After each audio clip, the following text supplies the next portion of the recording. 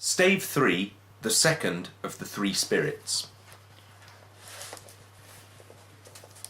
Awaking in the middle of a prodigiously tough snore, and sitting up in bed to get his thoughts together, Scrooge had no occasion to be told that the bell was again upon the stroke of 1. He felt that he was restored to consciousness in the right nick of time, for the especial purpose of holding a conference with the second messenger dispatched to him through Jacob Marley's intervention. But, finding that he turned uncomfortably cold when he began to wonder which of his curtains this new spectre would draw back, he put them every one aside with his own hands, and lying down again, established a sharp lookout all round the bed. For he wished to challenge the spirit on the moment of its appearance, and did not wish to be taken by surprise and made nervous. Gentlemen of the free and easy sort, who plume themselves on being acquainted with a move or two, and being usually equal to the time of day, express the wide range of their capacity for adventure by observing that they are good for anything from pitch and toss to manslaughter, between which opposite extremes, no doubt, there lies a tolerably wide and comprehensive range of subjects. Without venturing for Scrooge quite as hardily as this, I don't mind calling on you to believe that he was ready for a good broad field of strange appearances, and that nothing between a baby and rhinoceros would have astonished him very much. Now, being prepared for almost anything, he was not by any means prepared for nothing, and consequently when the bell struck 1, and no shape appeared, he was taken with a violent fit of trembling. 5 minutes, 10 minutes, a quarter of an hour went by, yet nothing came. All this time he lay upon his bed, the very core and centre of a blaze of ruddy light which streamed upon it when the clock proclaimed the hour, and which, being only light, was more alarming than a dozen ghosts, as he was powerless to make out what it meant, or would be at, and was sometimes apprehensive that he might be at that very moment an interesting case of spontaneous combustion, without having the consolation of knowing it. At last, however, he began to think, as you or I would have thought at first, for it is always the person not in the predicament who knows what ought to have been done in it, and would unquestionably have done it too. At last, I say, he began to think that the source and secret of this ghostly light might be in the adjoining room, from whence, on further tracing it, it seemed to shine. This idea taking full possession of his mind, he got up softly and shuffled in his slippers to the door. The moment Scrooge's hand was on the lock, a strange voice called him by his name and bade him enter. He obeyed. It was his own room, there was no doubt about that, but it had undergone a surprising transformation.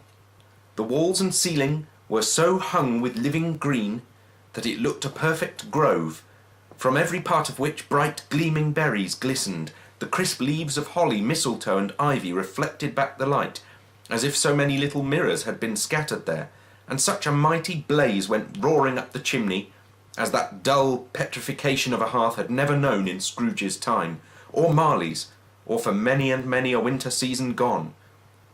Heaped up on the floor, to form a kind of throne, were turkeys, geese, game, poultry, brawn, great joints of meat, sucking pigs, long wreaths of sausages, mince pies, plum puddings, barrels of oysters, red-hot chestnuts, cherry-cheeked apples, juicy oranges, luscious pears, immense twelfth cakes, and seething bowls of punch, that made the chamber dim with their delicious steam. In easy state upon this couch there sat a jolly giant, glorious to see, who bore a glowing torch, in shape not unlike Plenty's horn, and held it up, high up, to shed its light on Scrooge, as he came peeping round the door. "Come in!" exclaimed the ghost. "Come in and know me better, man!" Scrooge entered timidly, and hung his head before this spirit. He was not the dogged Scrooge he had been, and though the spirit's eyes were clear and kind, he did not like to meet them. "I am the ghost of Christmas present," said the spirit. "Look upon me." Scrooge reverently did so. It was clothed in one simple green robe or mantle, bordered with white fur. This garment hung so loosely on the figure that its capacious breast was bare, as if disdaining to be warded or concealed by any artifice. Its feet, observable beneath the ample folds of the garment, were also bare, and on its head it wore no other covering than a holly wreath, set here and there with shining icicles. Its dark brown curls were long and free as its genial face, its sparkling eye, its open hand, its cheery voice, its unconstrained demeanour, and its jovial air. Its joyful air. Girded round its middle was an antique scabbard, but no sword was in it, and the ancient sheath was eaten up with rust. "You have never seen the like of me before," exclaimed the spirit. "Never," Scrooge made answer to it. "Have never walked forth with the younger members of my family, meaning, for I am very young, my elder brothers born in these later years," pursued the phantom. "I don't think I have," said Scrooge. "I am afraid I have not. Have you had many brothers, spirit?" "More than 1,800, said the ghost. "A tremendous family to provide for," muttered Scrooge. The ghost of Christmas Present rose. "Spirit," said Scrooge submissively, "conduct me where you will. I went forth last night on compulsion, and I learnt a lesson, which is working now. Tonight, if you have aught to teach me, let me profit by it. Touch my robe." Scrooge did as he was told, and held it fast. Holly, mistletoe, red berries, ivy, turkeys, geese, game, poultry, brawn, meat, pigs, sausages, oysters, pies, puddings, fruit, and punch all vanished instantly.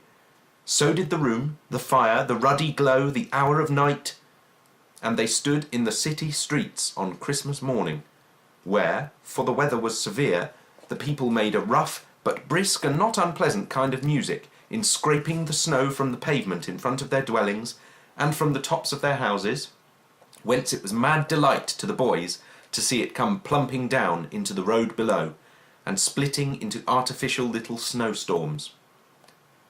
The house fronts looked black enough, and the windows blacker, contrasting with the smooth white sheet of snow upon the roofs, and with the dirtier snow upon the ground, which last deposit had been ploughed up in deep furrows by the heavy wheels of carts and waggons, furrows that crossed and recrossed each other hundreds of times, where the great streets branched off, and made intricate channels hard to trace in the thick yellow mud and icy water.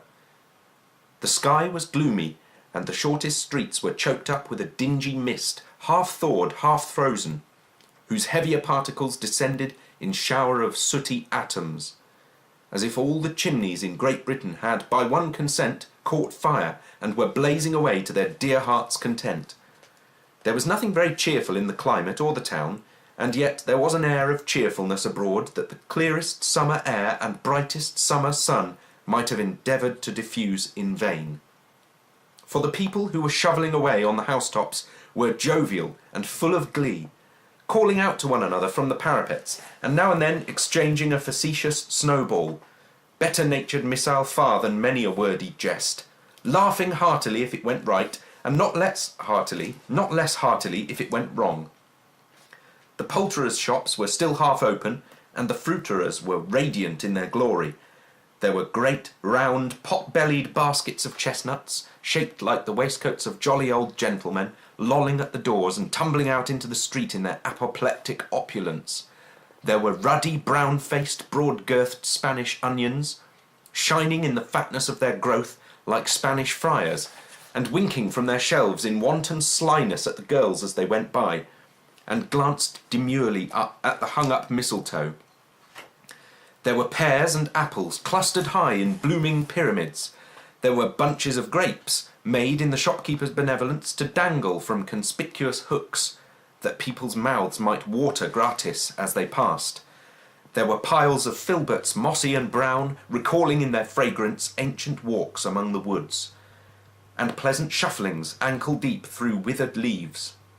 There were Norfolk biffins, squab and swarthy, setting off the yellow of the oranges and lemons, and, in the great compactness of their juicy persons, urgently entreating and beseeching to be carried home in paper bags and eaten after dinner. The very gold and silver fish set forth among these choice fruits in a bowl, though members of a dull and stagnant-blooded race, appeared to know that there was something going on, and to a fish went gasping round and round their little world in slow and passionless excitement. The grocers, oh the grocers, nearly closed with perhaps 2 shutters down, or 1, but through those gaps such glimpses! It was not alone that the scales descending on the counter made a merry sound, or that the twine and roller parted company so briskly, or that the canisters were rattled up and down like juggling tricks, or even that the blended scents of tea and coffee were so grateful to the nose, or even that the raisins were so plentiful and rare, the almonds so extremely white, the sticks of cinnamon so long and straight, the other spices so delicious, the candied fruits so caked and spotted with molten sugar as to make the coldest lookers-on feel faint and subsequently bilious.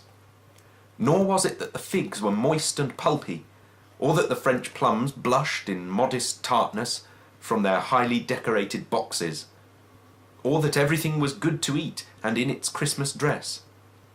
But the customers were all so hurried and so eager in the hopeful promise of the day that they tumbled up against each other at the door, crashing their wicker baskets wildly, and left their purchases upon the counter, and came running back to fetch them, and committed hundreds of the like mistakes in the best humour possible, while the grocer and his people were so frank and fresh that the polished hearts with which they fastened their aprons behind might have been their own, worn outside for general inspection, and for Christmas doors to peck at if they chose.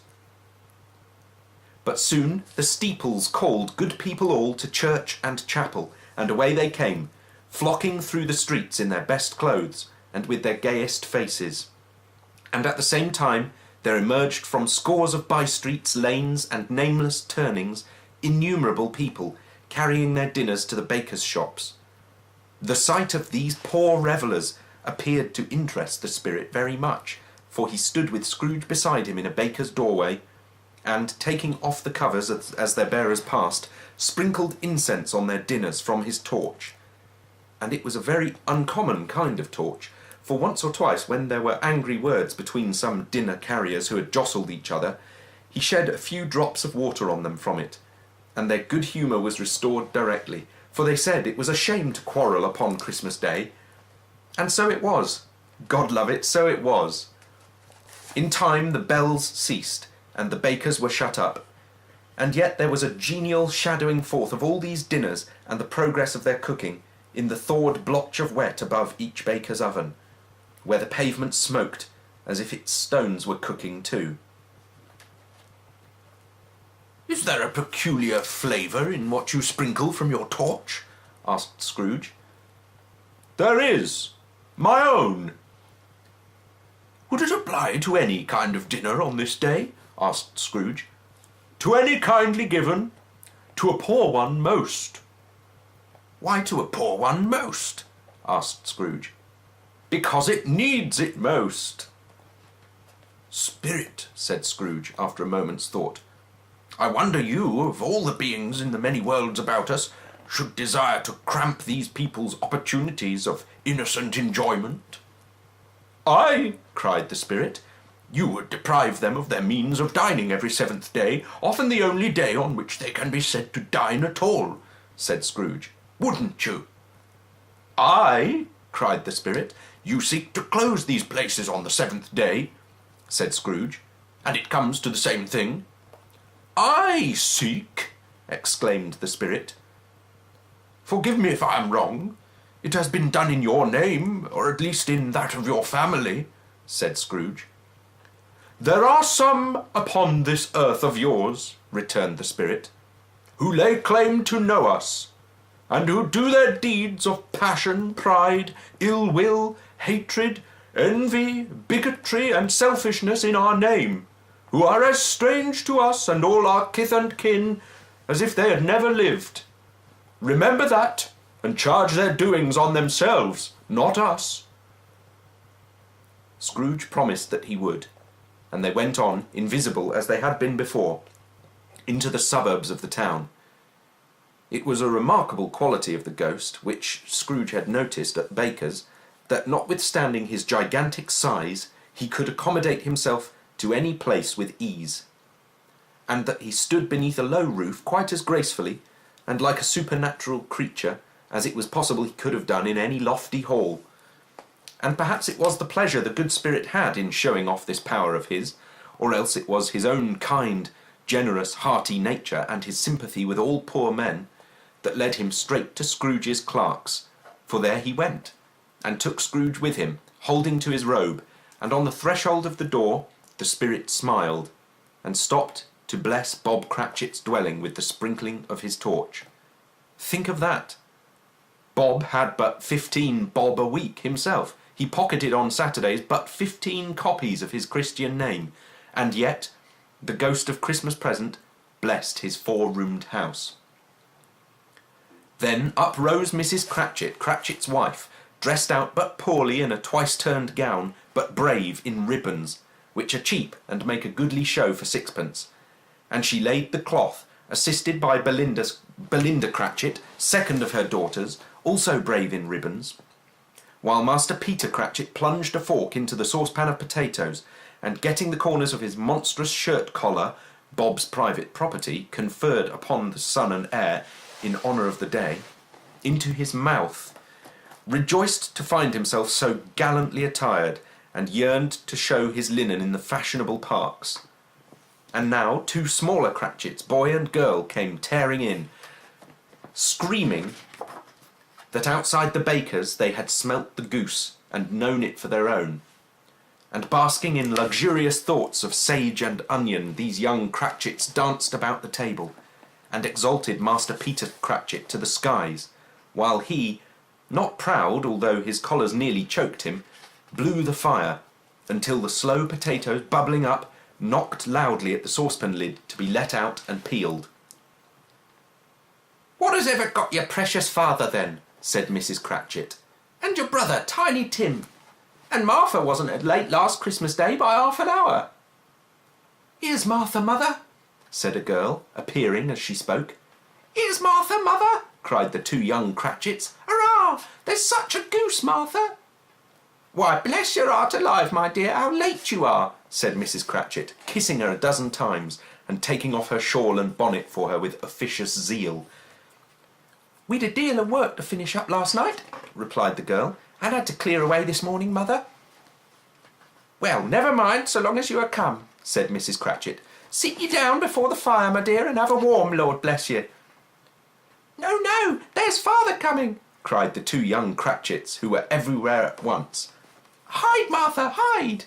So Martha hid herself, and in came little Bob, the father, with at least 3 feet of comforter, exclusive of the fringe, hanging down before him, and his threadbare clothes darned up and brushed to look seasonable, and Tiny Tim upon his shoulder. Alas for Tiny Tim, he bore a little crutch, and had his limbs supported by an iron frame. "Why, where's our Martha?" cried Bob Cratchit, looking round. "Not coming," said Mrs. Cratchit. "Not coming?" said Bob, with a sudden declension in his high spirits, for he had been Tim's blood horse all the way from the church, and had come home rampant. "Not coming? Upon Christmas Day?" Martha didn't like to see him disappointed, if it were only in joke, so she came out prematurely from behind the closet door and ran into his arms, while the 2 young Cratchits hustled Tiny Tim and bore him off into the wash-house, that he might hear the pudding singing in the copper. "And how did little Tim behave?" asked Mrs. Cratchit, when she had rallied Bob on his credulity, and Bob had hugged his daughter to his heart's content. "As good as gold," said Bob, "and better. Somehow he gets thoughtful sitting by himself so much, and thinks the strangest things you ever heard. He told me coming home that he hoped the people saw him in the church because he was a cripple, and it might be pleasant to them to remember upon Christmas Day who made lame beggars walk and blind men see." Bob's voice was tremulous when he told them this, and trembled more when he said that Tiny Tim was growing strong and hearty. His active little crutch was heard upon the floor, and back came Tiny Tim before another word was spoken, escorted by his brother and sister to his stool beside the fire, and while Bob, turning up his cuffs, as if, poor fellow, they were capable of being made more shabby, compounded some hot mixture in a jug with gin and lemons, and stirred it round and put it on the hob to simmer, Master Peter and the two ubiquitous young Cratchits went to fetch the goose, with which they soon returned in high procession. Such a bustle ensued that you might have thought a goose the rarest of all birds, a feathered phenomenon to which a black swan was a matter of course. And in truth it was something very like it in that house. Mrs. Cratchit made the gravy, ready beforehand in a little saucepan, hissing hot. Master Peter mashed the potatoes with incredible vigour. Miss Belinda sweetened up the apple sauce. Martha dusted the hot plates. Bob took Tiny Tim beside him in a tiny corner at the table. The two young Cratchits set chairs for everybody, not forgetting themselves, and mounting guard upon their posts, crammed spoons into their mouths, lest they should shriek for goose before their turn came to be helped. At last the dishes were set on, and grace was said. It was succeeded by a breathless pause, as Mrs. Cratchit, looking slowly all along the carving knife, prepared to plunge it in the breast. But when she did, and when the long-expected gush of stuffing issued forth, one murmur of delight arose all round the board, and even Tiny Tim, excited by the two young Cratchits, beat on the table with the handle of his knife, and feebly cried, "Hurrah!" There never was such a goose. Bob said he didn't believe there ever was such a goose cooked. Its tenderness and flavour, size and cheapness were the themes of universal admiration. Eked out by apple sauce and mashed potatoes, it was a sufficient dinner for the whole family. Indeed, as Mrs. Cratchit said with great delight, surveying one small atom of a bone upon the dish, they hadn't ate it all at last. Yet everyone had had enough, and the youngest Cratchits in particular were steeped in sage and onion to the eyebrows. But now, the plates being changed by Miss Belinda, Mrs. Cratchit left the room alone, too nervous to bear witnesses, to take the pudding up and bring it in. Suppose it should not be done enough? Suppose it should break in turning out? Suppose somebody should have got over the wall of the backyard and stolen it, while they were merry with the goose? A supposition at which the two young Cratchits became livid. All sorts of horrors were supposed. Hallo! A great deal of steam. The pudding was out of the copper. A smell like a washing day. That was the cloth. A smell like an eating house and a pastry cook's next door to each other, with a laundress's next door to that. That was the pudding. In half a minute Mrs. Cratchit entered, flushed, but smiling proudly, with the pudding, like a speckled cannonball, so hard and firm, blazing in half a quartern of ignited brandy, and bedight with Christmas holly stuck into the top. "Oh, a wonderful pudding," Bob Cratchit said, and calmly too, that he regarded it as the greatest success achieved by Mrs. Cratchit since their marriage. Mrs. Cratchit said that now the weight was off her mind, she would confess she had had her doubts about the quality of flour. Everybody had something to say about it, but nobody said or thought it was at all a small pudding for a large family. It would have been flat heresy to do so. Any Cratchit would have blushed to hint at such a thing. At last the dinner was all done. The cloth was cleared, the hearth swept, and the fire made up.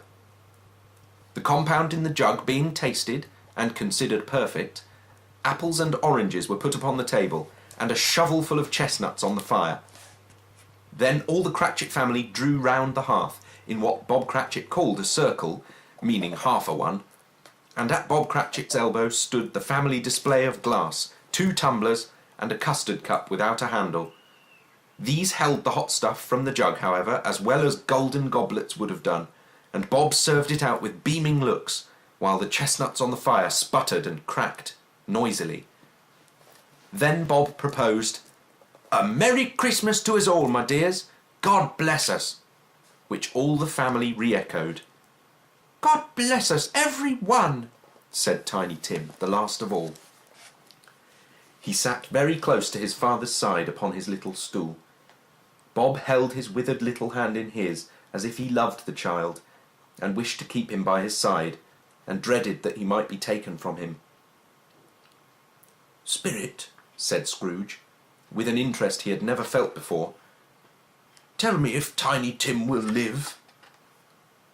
"I see a vacant seat," replied the ghost, "in the poor chimney corner, and a crutch without an owner, carefully preserved.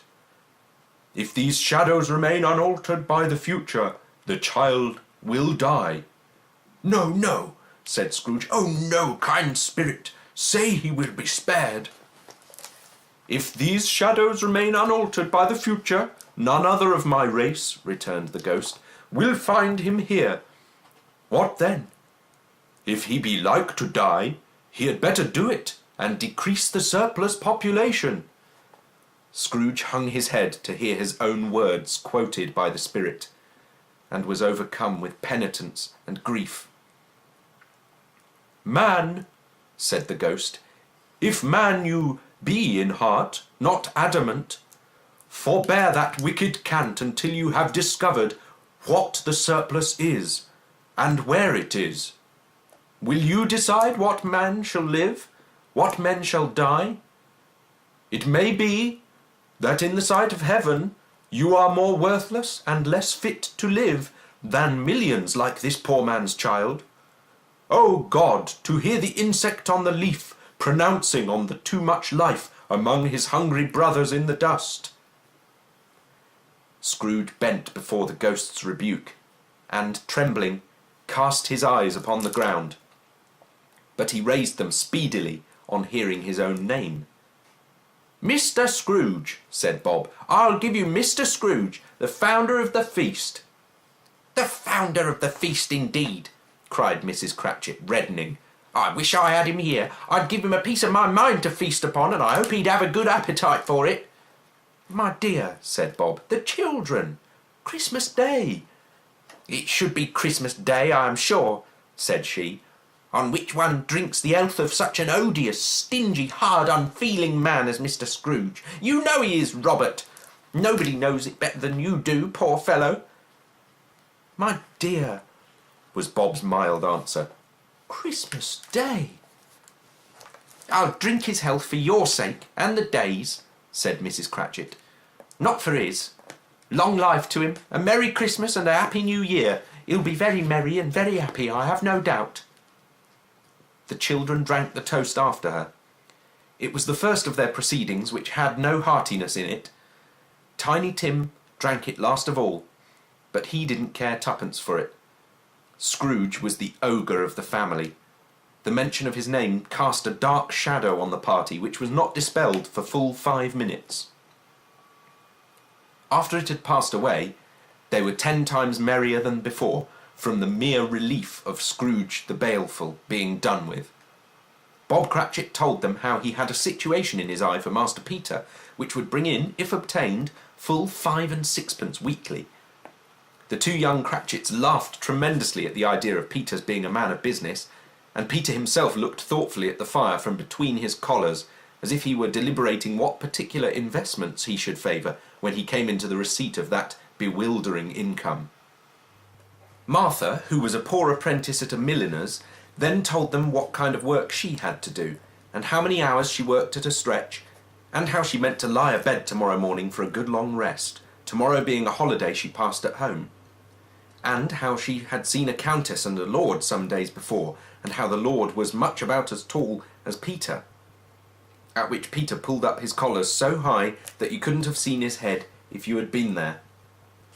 All this time the chestnuts and the jug went round and by they had a song about a lost child travelling in the snow from Tiny Tim, who had a plaintive little voice, and sang it very well indeed.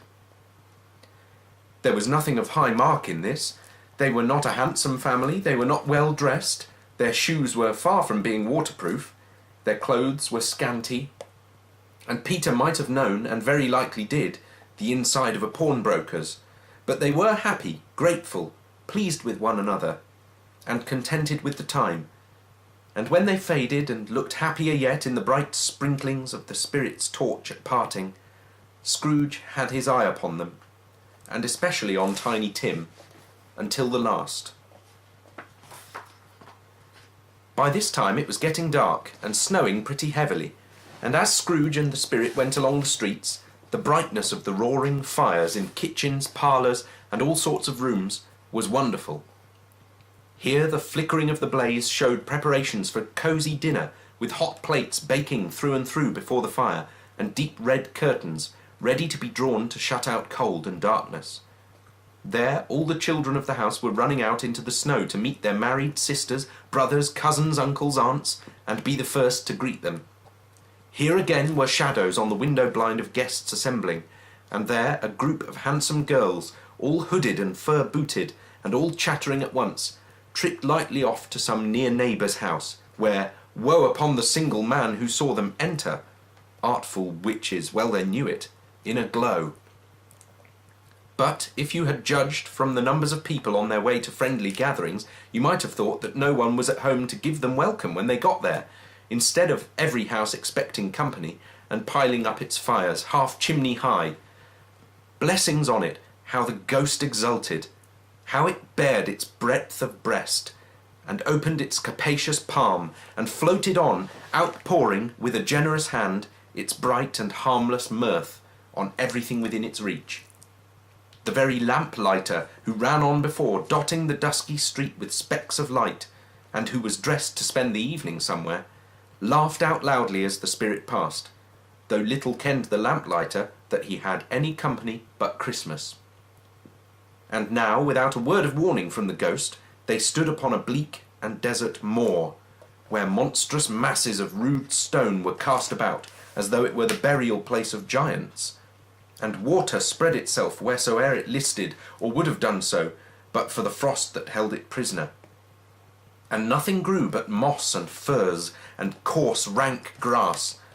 Down in the west the setting sun had left a streak of fiery red, which glared upon the desolation for an instant, like a sullen eye, and frowning lower, lower, lower yet, was lost in the thick gloom of darkest night. "What place is this?" asked Scrooge. "A place where miners live, who labour in the bowels of the earth," returned the spirit. "But they know me, see?" A light shone from the window of a hut, and swiftly they advanced towards it. Passing through the wall of mud and stone, they found a cheerful company assembled round a glowing fire. An old man and woman, with their children and their children's children, and another generation beyond that, all decked out gaily in their holiday attire. The old man, in a voice that seldom rose above the howling of the wind upon the barren waste, was singing them a Christmas song. It had been a very old song when he was a boy, and from time to time they all joined in the chorus. So surely as they raised their voices, the old man got quite blithe and loud, and so surely as they stopped, his vigour sank again. The spirit did not tarry here, but bade Scrooge hold his robe, and passing on above the moor, sped whither? Not to see, to sea! To Scrooge's horror, looking back, he saw the last of the land, a frightful range of rocks behind them, and his ears were deafened by the thundering of water as it rolled and roared and raged among the dreadful caverns it had worn, and fiercely tried to undermine the earth. Built upon a dismal reef of sunken rocks, some league or so from shore, on which the waters chafed and dashed the wild year through, there stood a solitary lighthouse. Great heaps of seaweed clung to its base, and storm birds, born of the wind one might suppose, as seaweed of the water, rose and fell about it, like the waves they skimmed. But even here, two men who watched the light had made a fire, that through the loophole in the thick stone wall shed out a ray of brightness on the awful sea. Joining their horny hands over the rough table at which they sat, they wished each other Merry Christmas in their can of grog. And one of them, the elder too, with his face all damaged and scarred with hard weather, as the figurehead of an old ship might be, struck up a sturdy song that was like a gale in itself. Again the ghost sped on, above the black and heaving sea, on, until, being far away, as he told Scrooge, from any shore, they lighted on a ship. They stood beside the helmsman at the wheel, the lookout in the bow, the officers who had the watch, dark, ghostly figures in their several stations. But every man among them hummed a Christmas tune, or had a Christmas thought, or spoke below his breath to his companion of some bygone Christmas day, with homeward hopes belonging to it. And every man on board, waking or sleeping, good or bad, had had a kinder word for another on that day than on any day in the year, and had shared to some extent in its festivities, and had remembered those he cared for at a distance, and had known that they delighted to remember him. It was a great surprise to Scrooge, while listening to the moaning of the wind, and thinking what a solemn thing it was to move on through the lonely darkness over an unknown abyss, whose depths were secrets as profound as death. It was a great surprise to Scrooge, while thus engaged, to hear a hearty laugh. It was a much greater surprise to Scrooge to recognise it as his own nephew's, and to find himself in a bright, dry, gleaming room, with the Spirit standing smiling by his side, and looking at that same nephew with approving affability. "Ha, ha!" laughed Scrooge's nephew. "Ha, ha, ha! If you should happen by any unlikely chance to know a man more blessed in a laugh than Scrooge's nephew, all I can say is, I should like to know him too. Introduce him to me, and I'll cultivate his acquaintance. It is a fair, even-handed, noble adjustment of things that while there is infection in disease and sorrow, there is nothing in the world so irresistibly contagious as laughter and good humour. When Scrooge's nephew laughed in this way, holding his sides, rolling his head and twisting his face into the most extravagant contortions, Scrooge's niece by marriage laughed as heartily as he, and their assembled friends, being not a bit behindhand, roared out lustily, "Ha, ha, ha, ha, ha, ha! He said that Christmas was a humbug, as I live!" cried Scrooge's nephew. "He believed it too." "More shame for him, Fred," said Scrooge's niece indignantly. "Bless those women, they never do anything by halves. They are always in earnest."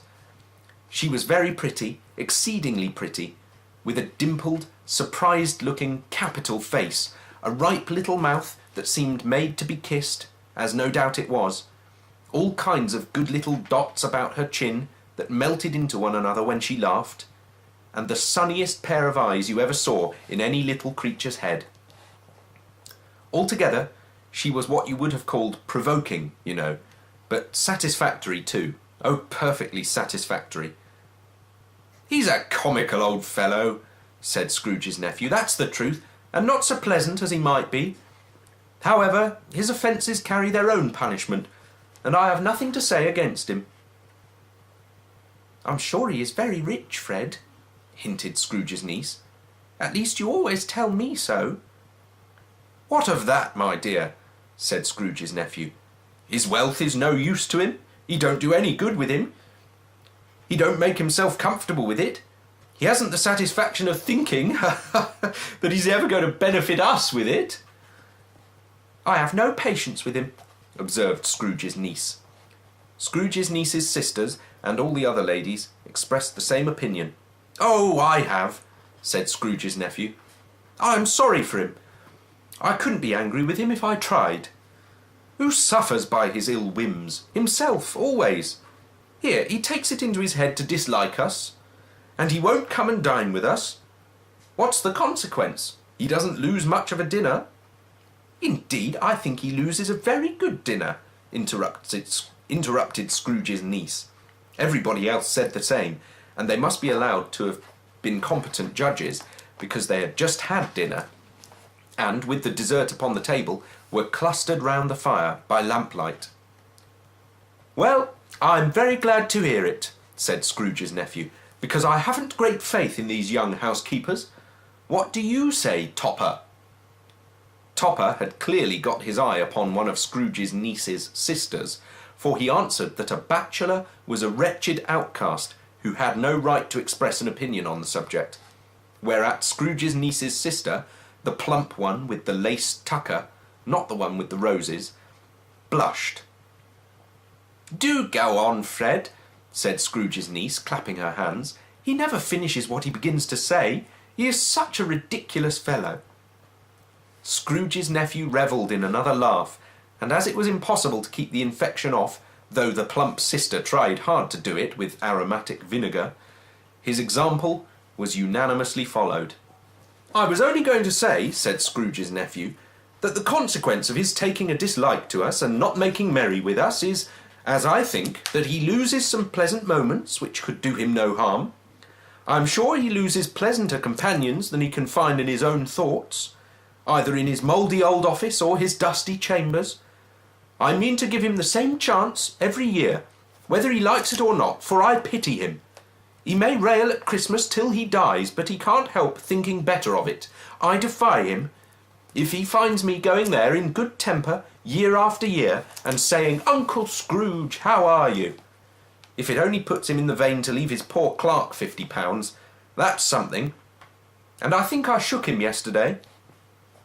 It was their turn to laugh now at the notion of his shaking Scrooge, but being thoroughly good-natured and not much caring what they laughed at, so that they laughed at any rate, he encouraged them in their merriment and passed the bottle joyously. After tea they had some music, for they were a musical family and knew what they were about when they sung a glee or catch, I can assure you. Especially Topper, who could growl away in the bass like a good one and never swell the large veins in his forehead or get red in the face over it. Scrooge's niece played well upon the harp, and played among other tunes a simple little air, a mere nothing, you might learn to whistle it in 2 minutes, which had been familiar to the child who fetched Scrooge from the boarding school, as he had been reminded by the ghost of Christmas past. When this strain of music sounded, all the things that ghost had shown him came upon his mind. He softened more and more, and thought that if he could have listened to it often years ago, he might have cultivated the kindnesses of life for his own happiness with his own hands, without resorting to the sexton's spade that buried Jacob Marley. But they didn't devote the whole evening to music. After a while they played at forfeits, for it is good to be children sometimes, and never better than at Christmas, when its mighty founder was a child himself. Stop! There was first a game at blind man's buff, of course there was, and I no more believe Topper was really blind than I believe he had eyes in his boots. My opinion is that it was a done thing between him and Scrooge's nephew, and that the ghost of Christmas present knew it. The way he went after that plump sister in the lace tucker was an outrage on the credulity of human nature. Knocking down the fire irons, tumbling over the chairs, bumping against the piano, smothering himself among the curtains. Wherever she went, there went he. He always knew where the plump sister was. He wouldn't catch anybody else. If you had fallen up against him, as some of them did, on purpose, he would have made a feint of endeavouring to seize you, which would have been an affront to your understanding, and would instantly have sidled off in the direction of the plump sister. She often cried out that it wasn't fair, and it really was not. But when at last he caught her, when, in spite of all her silken rustlings and her rapid flutterings past him, he got her into a corner whence there was no escape, then his conduct was the most execrable. For his pretending not to know her, his pretending that it was necessary to touch her headdress, and further to assure himself of her identity by pressing a certain ring upon her finger, and a certain chain about her neck, was vile, monstrous. No doubt she told him her opinion of it when, another blind man being in office, they were so very confidential together behind the curtains. Scrooge's niece was not one of the blind man's buff party, but was made comfortable with a large chair and a footstool in a snug corner, where the ghost and Scrooge were close behind her. But she joined in the forfeits, and loved her love to admiration with all the letters of the alphabet. Likewise at the game of how, when, and where she was very great, and to the secret joy of Scrooge's nephew beat her sisters hollow, though they were sharp girls too, as Topper could have told you. There might have been 20 people there, young and old, but they all played, and so did Scrooge, for, wholly forgetting in the interest he had in what was going on, that his voice made no sound in their ears, he sometimes came out with his guess quite loud, and very often guessed quite right too, for the sharpest needle best Whitechapel, warranted not to cut in the eye, was not sharper than Scrooge, blunt as he took it in his head to be. The ghost was greatly pleased to find him in this mood, and looked upon him with such favour that he begged like a boy to be allowed to stay until the guests departed. But this, the spirit said, could not be done. "Here is a new game," said Scrooge. "1 half-hour, spirit, only one." It was a game called Yes and No, where Scrooge's nephew had to think of something, and the rest must find out what, he only answering to their questions yes or no, as the case was. The brisk fire of questioning to which he was exposed elicited from him that he was thinking of an animal, a live animal, rather a disagreeable animal, a savage animal, an animal that growled and grunted sometimes, and talked sometimes, and lived in London, and walked about the streets, and wasn't made a show of, and wasn't led by anybody, and didn't live in a menagerie, and was never killed in a market, and was not a horse, or an ass, or a cow, or a bull, or a tiger, or a dog, or a pig, or a cat, or a bear. At every fresh question that was put to him, this nephew burst into a fresh roar of laughter, and was so inexpressibly tickled that he was obliged to get up off the sofa and stamp. At last, the plump sister, falling into a similar state, cried out, "I have found it out! I know what it is, Fred! I know what it is!" "What is it?" cried Fred. "It's your Uncle Scrooge!" Which it certainly was. Admiration was the universal sentiment, though some objected that the reply to "Is it a bear?" ought to have been yes, inasmuch as an answer in the negative was sufficient to have diverted their thoughts from Mr. Scrooge, supposing they had ever had any tendency that way. "He has given us plenty of merriment, I'm sure," said Fred, "and it would be ungrateful not to drink his health. Here is a glass of mulled wine ready to our hand at the moment, and I say, Uncle Scrooge." "Well, Uncle Scrooge," they cried. "A Merry Christmas and a Happy New Year to the old man, whatever he is," said Scrooge's nephew. "He wouldn't take it from me, but he may have it nevertheless. Uncle Scrooge." Uncle Scrooge had imperceptibly become so gay and light of heart that he would have pledged the unconscious company in return, and thanked them in an inaudible speech, if the ghost had given him time. But the whole scene passed off in the breath of the last word spoken by his nephew, and he and the spirit were again upon their travels. Much they saw, and far they went, and many homes they visited, but always with a happy end. The spirits stood beside sick beds, and they were cheerful, on foreign lands, and they were close at home, by struggling men, and they were patient in their greater hope, by poverty, and it was rich, in almshouse, hospital, and jail, in misery's every refuge, where vain man in his little brief authority had not made fast the door and barred the spirit out, he left his blessing, and taught Scrooge his precepts.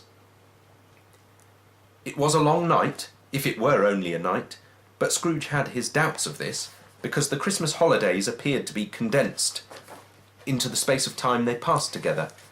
It was strange, too, that while Scrooge remained unaltered in his outward form, the ghost grew older, clearly older. Scrooge had observed this change, but never spoke of it until they left a children's 12th night party, when, looking at the spirit as they stood together in an open place, he noticed that his hair was grey. "Are spirits' life so short?" asked Scrooge. "My life upon this globe is very brief," replied the ghost. "It ends tonight." "Tonight?" cried Scrooge.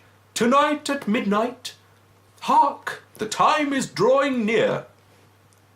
The chimes were ringing the 11:15 at that moment. "Forgive me if I am not justified in what I ask," said Scrooge, looking intently at the spirit's robe, "but I see something strange and not belonging to yourself protruding from your skirts. Is it a foot or a claw?" "It might be a claw for the flesh there is upon it," was the spirit's sorrowful reply. "Look here."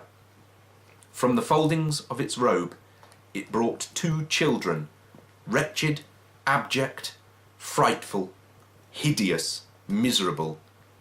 They knelt down at its feet and clung upon the outside of its garment. "Oh, man, look here! Look down here!" exclaimed the ghost. They were a boy and a girl, yellow, meagre, ragged, scowling, wolfish, but prostrate too in their humility. Where graceful youth should have filled their features out and touched them with its freshest tints, a stale and shrivelled hand like that of age had pinched and twisted them, and pulled them into shreds. Where angels might have sat enthroned, devils lurked, and glared out menacing. No change, no degradation, no perversion of humanity in any grade, through all the mysteries of wonderful creation, has monsters half so horrible and dread. Scrooge started back, appalled. Having them shown to him in this way, he tried to say that they were fine children, but the words choked themselves, rather than be parties to a lie of such enormous magnitude. "Spirit, are they yours?" Scrooge could say no more. "They are man's," said the spirit, looking down upon them, "and they cling to me, appealing from their fathers. This boy is ignorance, this girl is want. Beware them both and all of their degree, but most of all beware this boy, for on his brow I see that written which is doom, unless the writing be erased. Deny it," cried the spirit, stretching out its hand toward the city. "Slander those who tell it ye, admit it for your factious purposes, and make it worse, and abide the end." "Have they no refuge or resource?" cried Scrooge. "Are there no prisons?" said the spirit, turning on him for the last time with his own words. "Are there no workhouses?" The bell struck 12. Scrooge looked about him for the ghost and saw it not. As the last stroke ceased to vibrate, he remembered the prediction of old Jacob Marley, and lifting up his eyes beheld a solemn phantom, draped and hooded, coming like a mist along the ground towards him.